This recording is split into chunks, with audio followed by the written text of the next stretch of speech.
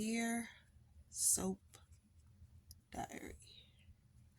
I'm always forgetting something. So I wanted to make note of the fact that the Westbourne women brought it today. Okay, they were the anchor, they were the show today, and I definitely had a video planned about the Westbourne family and how the Westbourne family has injected new life into General Hospital, and they need to keep them, and they need to grow that family instead of killing them off, which is what they were doing at one point.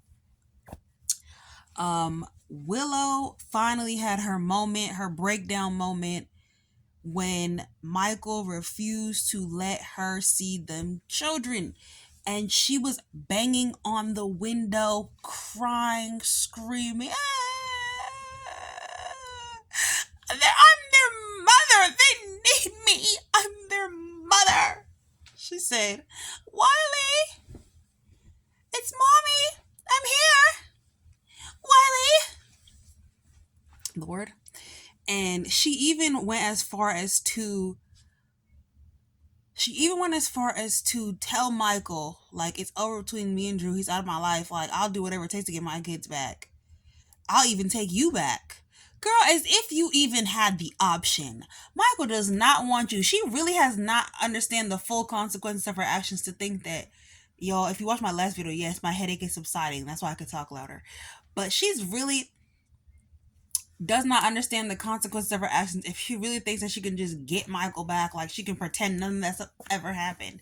And the crazy part about it is, when she first cheated, Michael was really still willing to take her back, especially because, she cheated first, but Michael cheated worse. Okay, so he was still willing to take her back. He was willing to forgive her and work everything out. He didn't even want to file those divorce papers, but she forced his hand, and he was really gonna take her back. And now she's coming back like she can just undo everything that she did by just not marrying Drew. Like, that's just it. Okay, well, I didn't marry Drew. Like, no. The reason that you're in this predicament is because you are over here acting crazy. You are not thinking logically, and that is why they do not want you around them kids, because you're gonna scare those kids screaming like that. Wiley, mommy's here. Oh, Wiley, mommy's here. And she's here. I'm here, Wiley. You cannot do that. You're scaring them kids. And then she doesn't even see the error of her ways. Like, it was so good to finally see her break down in that window. Because it's like, oh my gosh, girl, yes, some of this is Drew's fault. Yes, some of this is your mother's fault. But a lot of this is your fault because these are your decisions and you have to take accountability for your actions. You have done none of that. So her screaming and crying in that window, I know that felt good for me to watch. And I know that felt good for you to watch too, girl. If that felt, or boy, if that felt good for you to watch, leave a heart in the comments. So leave a crying face in the comments. Ah, she was eating crow. It was egg on her face.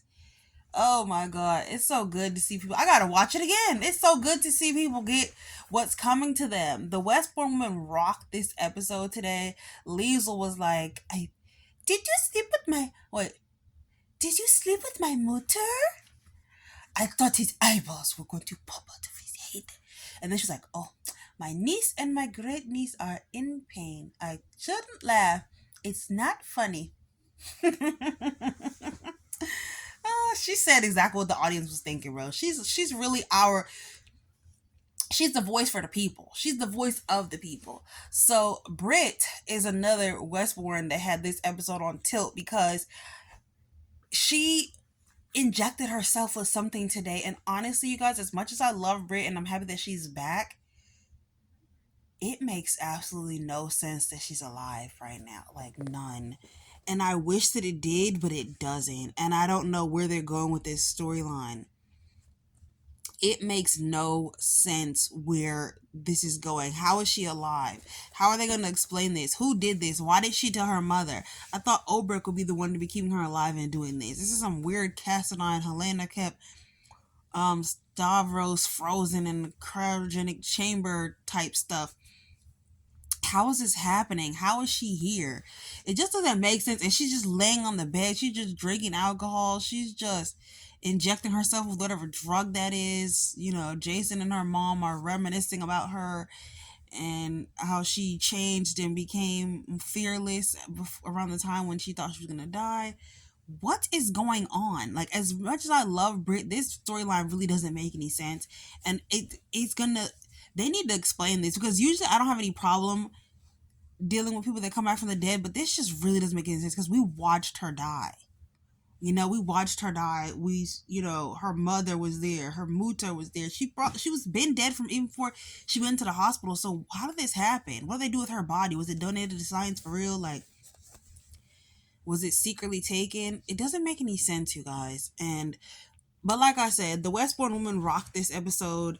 They were the heart. And then we got Nina. We got Nina, who was finally able to take accountability a little bit for her actions today while she talked to Curtis and Portia. And she finally didn't blame somebody else for her own mistake. So, baby steps, y'all. But the Westbourne woman rocked this episode, and I'm so glad that we have them.